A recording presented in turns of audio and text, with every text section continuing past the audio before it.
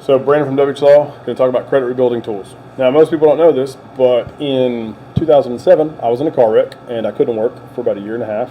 So naturally, my credit was in a terrible spot because I was broke. I did not file bankruptcy. Had I known of what I know now, I would have filed bankruptcy, 100%. But you know, my credit was ruined, so I had to rebuild it. So I learned some things.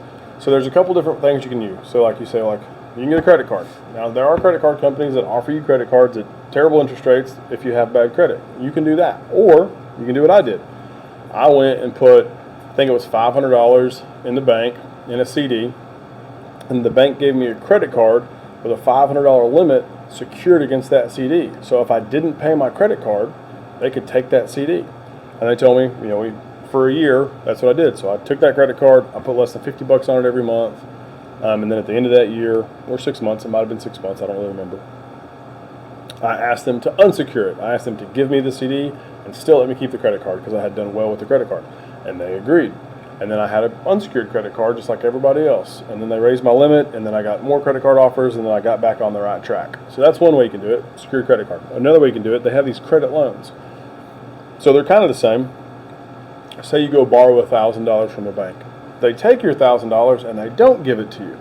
They put it in an account and they hold it, right? And then you make payments on that $1,000.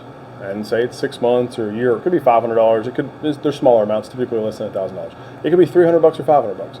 But you make payments on that for 6 months or a year. And then once you pay off the loan, they give you the money. So in essence, you know, we'll do simple math. Say you borrowed $1,000, and with the interest rate being appropriate, it was $100 a month. So you borrow $1,000, you pay $100 a month to the bank for 12 months, and then at the end of that year, they give you the $1,000 back, and they report all of your payments and your loan to the credit bureaus. So it's a way to start building that back. The bank has a kind of a risk-free way to do it, and it helps you if you just can't get, if your credit's so bad that you can't get credit. That's one way to start building it back. Those are two examples of tools that are out there.